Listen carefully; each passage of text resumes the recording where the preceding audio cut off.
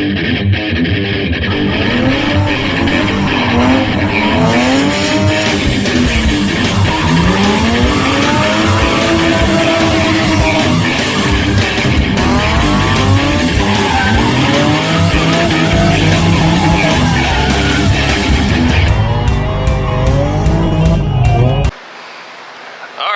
we're going to do a oil change, just a basic oil change. We're not going to do any kind of lubing or any of that stuff. We're just literally going to change the oil in the filter and then reinstall the oil in the filter, and that's pretty much just a how-to about changing the oil.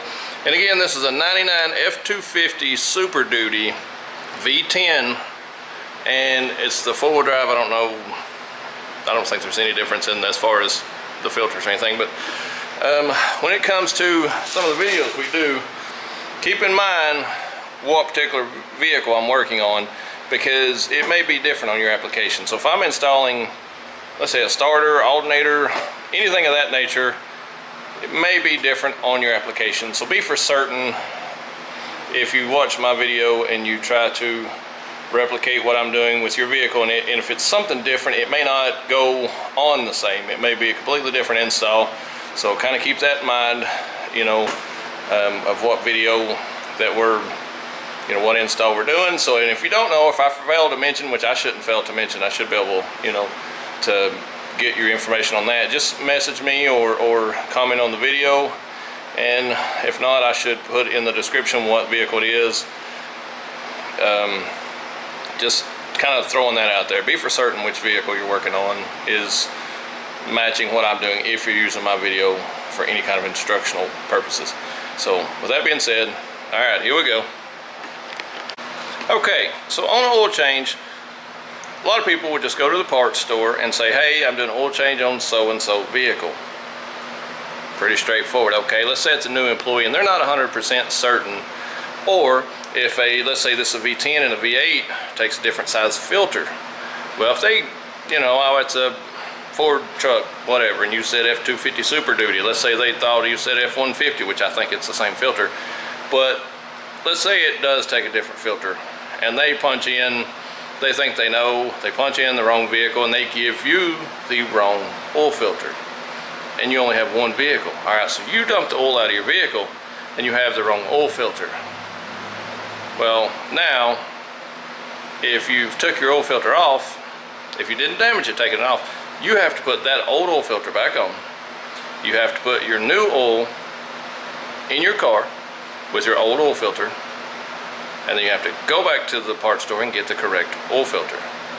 So make sure you have the right oil filter, or you could just call somebody and have them go get it for you, or something of that caliber, a neighbor, friend, something. But make sure you have the correct oil filter, and make sure you use the correct weight oil for your vehicle.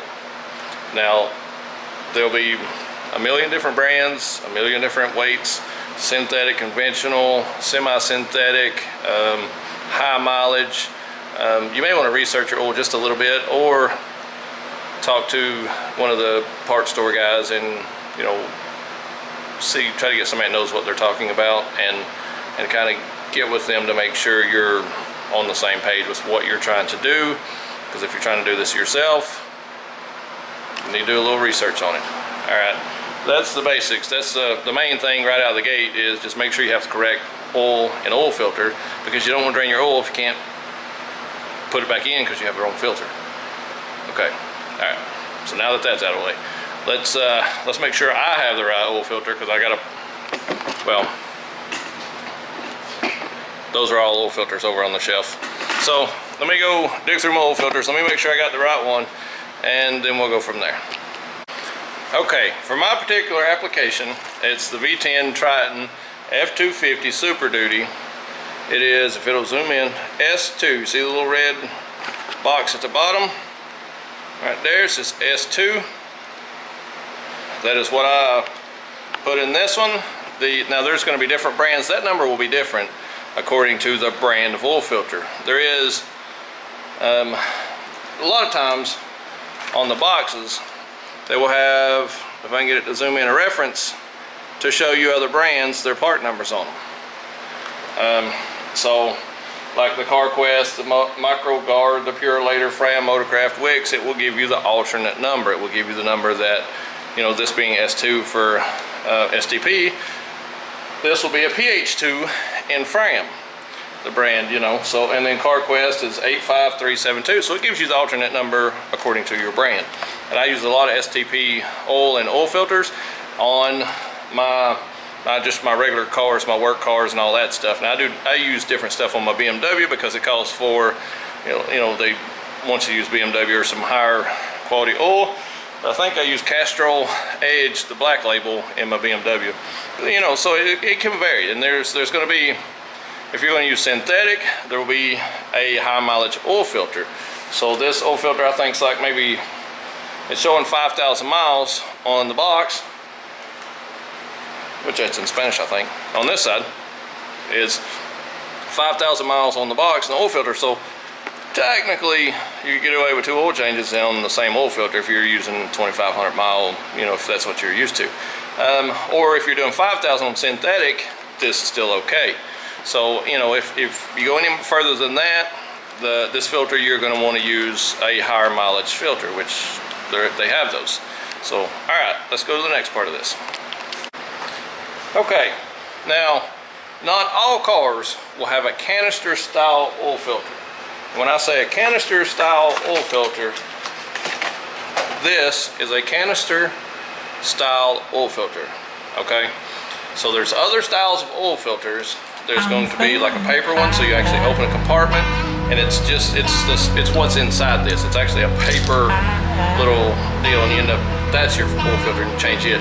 Some are going to be on top of the engine, some will be on the sides of the engine, some will be lowered down, kind of bottom-ish on the engine. Like some Subarus, you have to literally reach up between the exhaust and take them out from there. So they're going to be kind of all over the place. So when you watch one of these videos, this is not car specific, so you will not 100% look where I'm changing the filter and your filter is going to be in the same spot. It's just not going to work like that. It might, it may be, but they're going to be all over the motor. It's going to be really according to the make and model of vehicle you have, which you can Google that and then it'll tell you. So just kind of putting that out there before, you know, if you watch my video and you're like, wow, my oil filter's not where his is. They're in different locations according to the car. You just got to figure out where your location for whatever car you have. So, all right. Now with the Ford, especially, they tend to,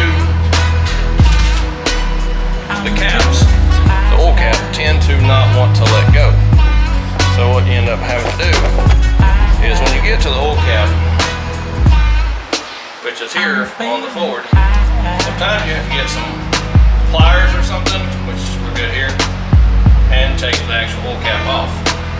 I take the oil cap off before I drain my oil because in my mind it creates a vacuum, and so if you take your cap off, and the dipstick on the Fords is on this side, on the V10s, so if I take my cap off and I open the drain, the dipstick where you check it, and then you open the actual cap, when you drain it, I may not be right on this, there should be some crankcase ventilation, so you shouldn't have as much vacuum, but I feel like it drains faster, better.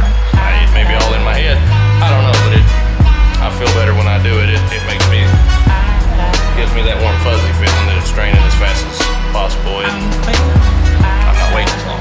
But this lift being so low, you'll notice I have to lower the hood to lift it up, but once you establish, again, this is just I'll take the cap off, and the Fords tend to break, so it doesn't have the numbers on it. I run 1030 in this, it's the V10 Triton. It seems to be an oil that I don't have any issues with. The motor runs great with it.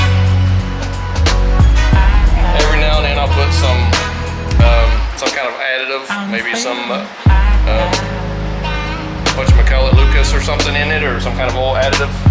You can do that, but understand, so if it calls for 5 quarts and you put a quart of some kind of oil additive in it, well, now you only put 4 quarts of the other oil. You don't put 5 quarts and the additive, so you need to know how much additive you're putting in to know, to offset that amount of oil. Oh, it's 5 quarts, so if you put 1 quart of something, you have to put 4 quarts of the other. So you don't put 4 quarts of additive though. But all right, lift this thing up.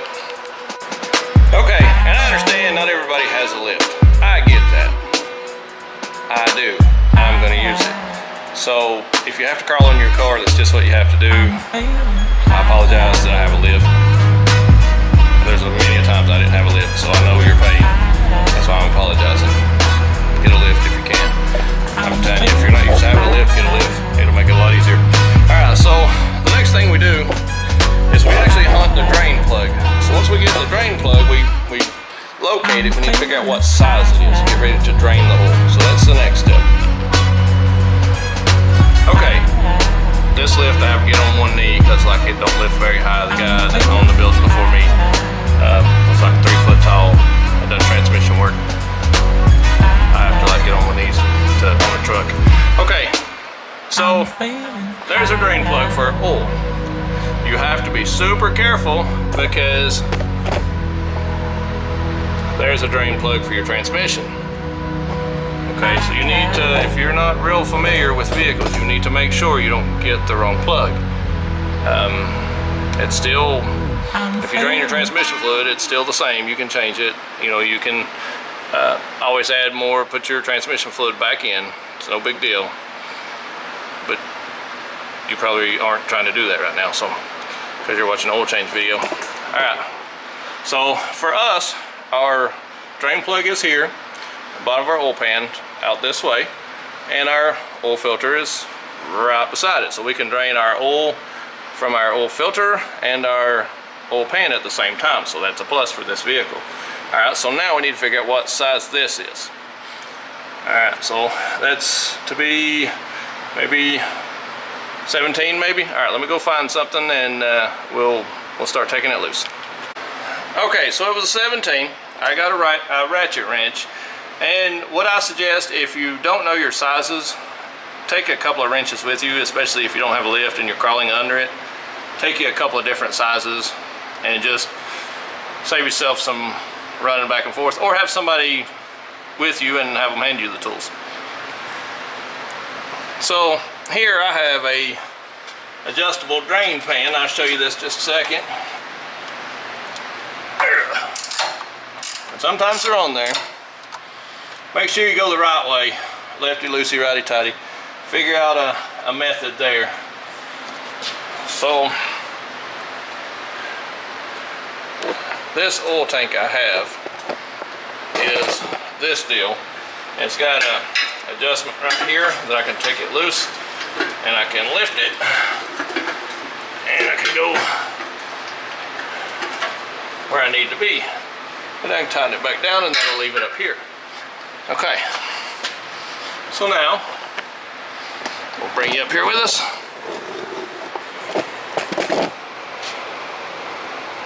If we can get the light on it. All right, so I reach up here and I just thread her on out.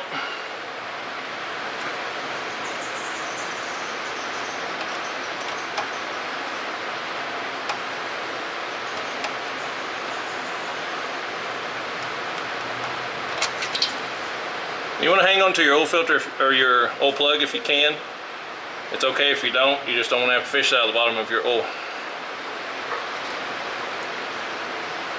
And she's a drainer.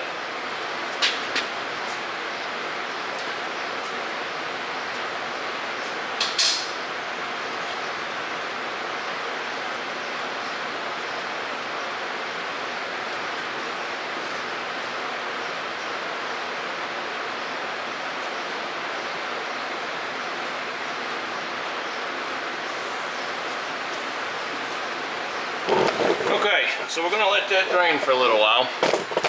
Let that drain for a little bit. And so when you have your plug out, inspect the crush washer, and that is, if I can get it to turn loose, there's a washer on these. That's called your crush washer. That's what seals the oil, and this bolt can sometimes become damaged if somebody's cross-threaded it. So you always check your crush washer to see if it has any more room to actually crush sealing your oil filter or your oil pan. And this one looks like it might have a little more to go, and they do get wore out. If you change your oil on a regular basis, so like if this was bad or damaged, I would be stuck here. I couldn't put this back in because it's bad or damaged, you know. So you kind of keep in mind some of this stuff when you take it off. If you see there's a problem, if you're going to dress it without putting all your new oil in it, you need to do it then, because if this doesn't seal, the only fix is to take it back out and do something different, and then there goes all of my oil again. So, and I like to try to let my oil drain for a little while, so I'm gonna get out from under here and look at my crush washers, and I may go ahead and change this one. So I keep on hand a variety of crush washers, and you end up needing crush washers on like brake lines and all kinds of different things like that. So there's going to be, you know, like this, these wouldn't seal, you wouldn't find these on a like an oil drain plug. These will be like on a clutch line or a brake line, you know, something of that caliber. So what you try to do is, if you decide you're going to go ahead and replace it,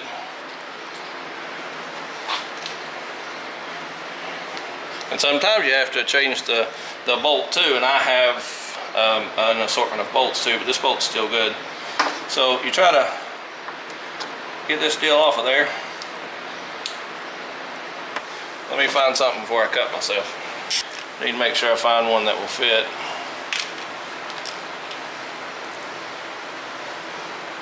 And I'm happy with that one.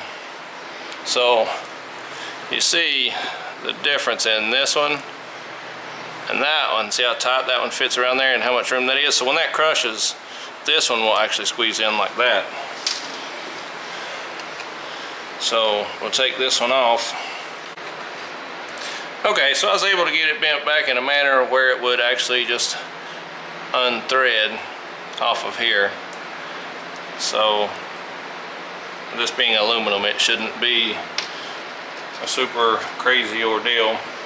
So you can see kind of the outside diameter should be the same, but the inside is going to be different where it actually crushed it. And so this should be the same deal. I may go through this other box and see if I got one that's going to be closer. So we're going to use this one instead. This one will be closer. So that's the one we're going to go with. Fits tight on the actual bolt, and it'll allow it to squeeze out, and that should be a good seal. And we'll go check our oil. And what I like to do on mine, I like the oil to stop running as best it can. I try to not change it or not be done with it unless it's done draining. Okay, now what I use is these jobs, because this is like a slip joint plier, but it's for oil filters.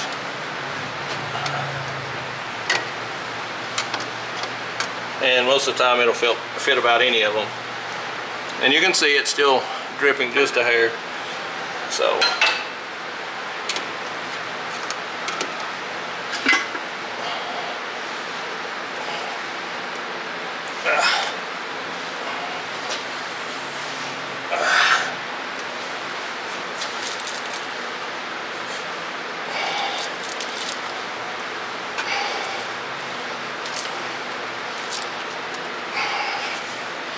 and this will probably drip some oil too, so don't be alarmed if it does,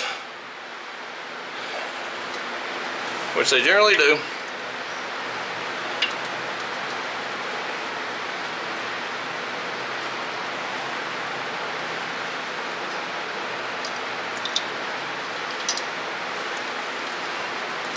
And so when going back in here, you want to put some oil in that filter before you reinstall it.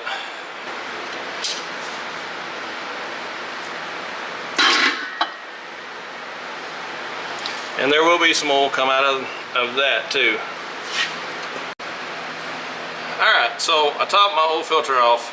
This one is a little bit of an angle, so I don't want to fill it completely full. And you want to take some oil, some fresh oil, and put around that rim so it slides easy without bunching up the O-ring. and you reinstall it, if we can see that there.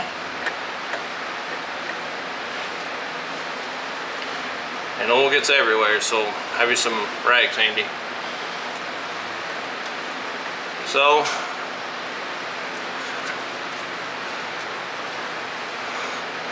alright, so once you get it on there,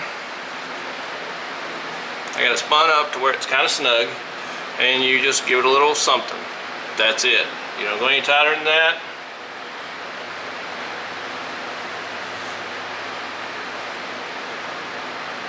And she should be good. So we're pretty much good on our drain plug. We'll find that thing with our new crush washer and reinstall it. Okay, got our crush washer and our new crush washer and our bolt. This is our old bolt, and it had like a, you want to call it a burr, I guess, is like a spot where it kind of was a little hard to turn right there. So that's normal. If you run into that, just don't cross thread it, just to make sure it goes in straight in the right thread. Okay, so now these deals, you do not want to over tighten these, because some of these are sheet metal, like a tin sheet metal kind of thing, and some are aluminum. So, and it's usually a steel shank drain plug. So you want to make sure you crush your crush washer good, and then snug it up. That's where you want to be. So you want to wipe everything off good. And the reason you wipe everything off good is when you crank it, if you do have any leaks, you should know pretty quick. And the only thing, if I had a leak, the only problem I would have is I just need to tighten the filter a little bit. Or if I have a leak here, I just need to tighten that a little bit, because it's a new crush washer. So I still have some more give on it, and it's a new filter. And I did put oil on the seal, and it may just need tightened up, and that's the worst that can be wrong right now, as long as I don't over tighten either one. So alright, let's go up top. And if you do have a lift, which you probably already know this, or if you're new and you just got a lift, be for certain that you move everything out from under it. You check for everything, tools, make sure there's something that the lift can't set on the outsides. Make sure if it's a truck, sometimes I'll put a jack stand up because they're longer and they want to teeter. Make sure if you put a jack stand behind it, take that down. If you're filming something, if you needed the extra light, get your light out, get your tools out prior to letting the truck down. Okay, now at this point, you have your old drained, you have your new filter on, you have your old one out, the drain plug's back in. Always double check. So what I will do is I'll pull the dipstick out, clean it, make sure there's no residue on it. That way I'm not putting old oil in it either. You want to make sure you have the correct capacity, which I should have mentioned this earlier. You need to know how much oil your vehicle actually takes. So you're not just going to get a random amount and put it in your vehicle and then start kind of guessing from there. So I need to, what I'll do, I can't remember. So a lot of times there will be something under the hood that will give you the capacity of how much oil this vehicle actually takes, which now we've got the World Wide Web. You can Google it, in about 2 minutes you'll know what oil capacity your vehicle takes. And generally it's listed by quart, 5 quart, 6 quart, 4 quart, whatever, 8 quart. So that way you have a good reference point. So you know if it's 6 quarts, you know you can take 5 3/4 quarts and put in it and not be over. You know, you can actually put the 6 in it if you don't put anything in the filter. Now when you put oil in the oil filter and you go the full 6, you might be a little over. So kind of keep that in mind, because the oil filter might hold a 1/2 quart or so. So we need to find out the full capacity. I've got a 5 quart jug. We'll throw 5 quarts in it, see how close we are. If it's 6, 7 quarts, I'll measure out a couple more quarts in my 5 quart jug, because it's got a line on it. And that'll get you a starting point to, you know, see where you need to be to top it off. Okay, all right, so we're gonna get to that and then we'll go from there.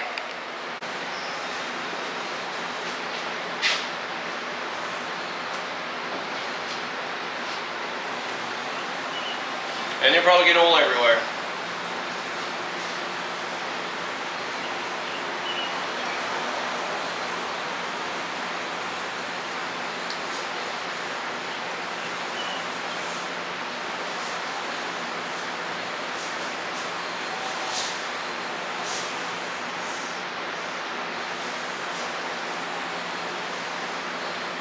And this is a 5-quart jug that is labeled as such, which I actually went way past that, so I don't need exactly 2 more quarts because I use more than the 5 quarts.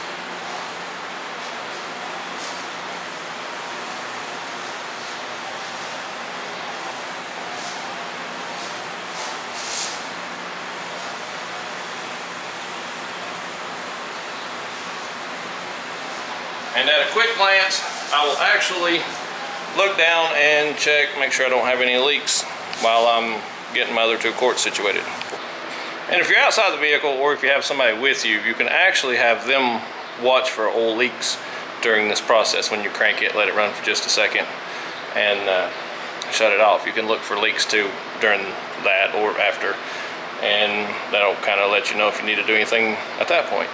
So we'll let it set. I've already cranked it. We'll let it set for a second, and then we'll see what we need, and then we'll either add it or call it done.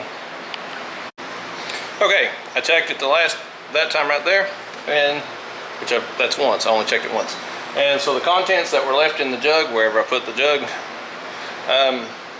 that should be enough to finish it off. It's actually right at the line. It could use just a hair more. In fact, that's probably too much. So I think I'm gonna actually call that it, because it's right at the line. I mean, it's right on the line, the full mark. I think we'll call that it, because I think I'll end up putting too much in it. And me personally, I'd like my engine to be a little low as to be too much. And the reason for that is, well, it has a max mark and a minimum. So that tells you that it's okay to run it at least that's within reason, from this max to minimum. You see what I'm saying? So once you get outside of that, that's too much. Once you get below that, that's not enough. So you need to try to stay at the top as close as you can, but try not to go below the bottom one. If for whatever reason, if you just don't have the money, you know, obviously the closer to the top mark, you're better off you are, but there's a bottom mark too. So it's you got a window that you want to stay in. So, but I always try to stay towards that top one.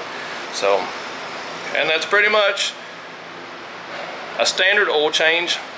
So like a lot of your older cars, Hondas, and even your Lexus and Ford Chevrolets, stuff like that, that's going to be pretty much just a straightforward oil change. But when you start getting to the newer stuff where they put the filters on top and all that, for the most part, if it's just a standard canister style oil filter, that's pretty much it. I mean, you just got to find the location of your oil filter. Now, if your oil filter's turned sideways, like instead of up like mine was, if it's that way, don't put oil in it, because you still want to wet the ring, you know, with oil and put it on, but you can't put oil in it and then, you know, try to smack it on and spin it on before you lose any. I've just never put oil in those. I just, you know, wet the ring and spin it on, and I've never really had any issues with it. So I've had people actually ask, hey, do you put oil in the oil filter before you put those on? I never have. I mean, you could probably be okay with not putting oil in the ones that go the other way. I don't know. It's the way I've always known to do it. So as far as the sideways ones, I don't know. I never have, and I've never had a problem. So we've done a ton of oil changes. You would dump all the oil out trying to install it if it didn't just go right on as fast as you could do it. You know what I mean? You're gonna end up having oil everywhere. So that's pretty much it on oil change. But again, my application is a V10 Triton 99 F250 Super Duty. So your application may be a little different. The amount of oil, the weight of oil. When I say weight, there's a number on the side. 5W30 is what this is. This is actually 1030. I just use this jug because I've always had it laying around and I'll just always use it. But your application could be different. It could call for a synthetic, a 020 or something. Just know what oil it calls for and make sure you have the correct oil, you have the correct filter. And while you're doing this, you want to check your fluids. Now you can do your oil hot or cold. It doesn't matter if it's hot or cold. Just be careful, if it's hot, you're gonna get burned. But the level, once it's topped off, if the engine's still warm, it's not gonna change. It's gonna be the same versus if it was cold too. Just, if you check your coolant and that type of stuff when you're doing your oil change, don't take your radiator cap off. Let it cool off before you take your radiator cap off. I've seen a ton of people get burned up, hand scalded, water in the face kind of thing. Just be careful with that. Transmission, whole different beast. It actually, some don't have a dipstick. Some of your newer cars don't even have a dipstick to check the oil. My BMW doesn't even have, well, to check the transmission fluid. My BMW doesn't even have a dipstick to check the oil. Like, it's on a magical little stick on the inside. You have to read it on the dash after it gets warm. So if you have no oil, how do you get it warm without blowing it up to see if you still have oil? That sucks. But yeah, either way, so your transmission fluid, it has a cold mark and a warm mark. So you gotta kind of be for certain when you check your transmission fluid. If you know, I think get in it, drive around the block, whatever, and then come back and check it running for the hot mark. That's the way I've always done it. So, or if somebody's been driving it and they pull up, just have them keep it running and check it then. If you know, if you got somebody you want to check their transmission fluid or something of that nature. That tends to be what I've always experienced. So that's some basic information, oil changes, that type of stuff. And again, it's across the board, canister style oil filters. It's the same mechanics, the same events. Your drain plug, your canister, put oil in it if it's the straight up down one. And you need to know the amount, the weight of oil, the capacity, and crank it, let it slosh it around, get it all where it needs to live, let it set for a second, recheck it, top it off. Then you're good. Pretty straightforward. All right, hey, thanks for watching our video, guys. We appreciate it. If you will, follow us on Instagram, Chesser Drifting, Chesser Motorsports. We're on Facebook. If you want to email us, it's chesserenterprises@yahoo.com. Now on eBay, if you'll search Chesser Motorsports, I think it is, Chesser Motorsports, we actually have some stuff on eBay now. We're coming up with some new merch. And again, we're going to start trying to pull some of the parts off the shelf and start listing them on eBay that we don't need, or, we don't know if we're going to even use it. So, so look for that. All right, appreciate it, guys.